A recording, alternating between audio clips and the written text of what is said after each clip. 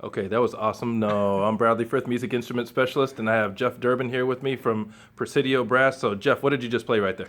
I just played an excerpt from Dmitri Shostakovich's Festive Overture. Well, it was awesome, and you. it was much faster than usually what I'm getting from the players that come in here that are kind of intermediate to beginning players. So, how do you get that finger speed going quickly like that? I guess hand position is going to be important, right? Hand position is the first thing, yeah. Okay. Yeah, you always want to make sure that you're nurturing the proper muscles, and having the proper playing position is vital in that. So, What are some things that you can do to warm your hands up in the very beginning before you get started, like especially your your playing hand?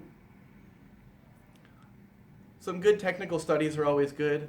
Scales. Sure. Lots and lots of scales and all your keys so that you're prepared for the certain licks when they show up. Sure.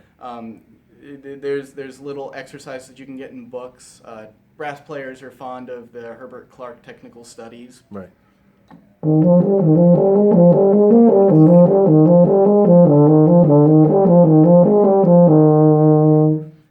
Played that once or twice, huh?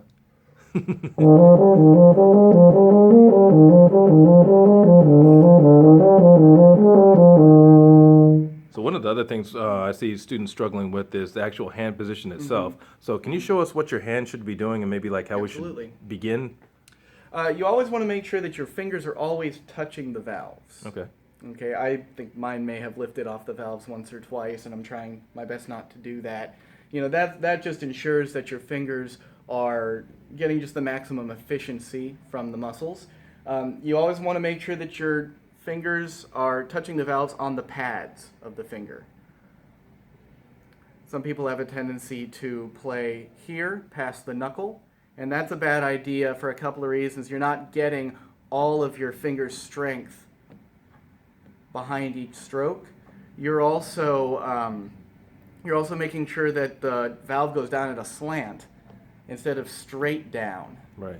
When Which it goes down, is it's a what's slant. desired. Yeah, we want Right. it straight You up want and down. straight down because that's the way the valves were designed to move. They weren't designed to move at a slant. And when you do that, it just has a tendency to stick, or you get the little hanging effect where all of a sudden, even though you just oiled the valves, they don't come back up. You might want to check your hand position because that could be the cause of the issue. Sure.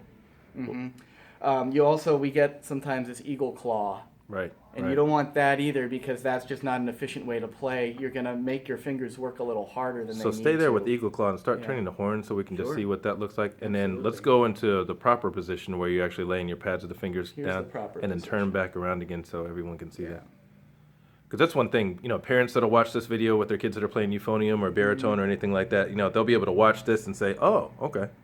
I finally get what it is that shouldn't happen versus what should happen and how to not have those hanging valve issues over and over again. So that's a good thing. And the proper conditioning is vital. Right. One thing, if you're having trouble with your fingers leaving the valves, one thing you can do is to take 4 or 3 or however many valves you have, take pennies and put them on the top of the valves and hold them there with your fingers and then play. And if you lift, the penny falls and you hear that clang, clang, clang, clang, clang. Right. And it's really annoying. It'll get you to drop that habit real fast.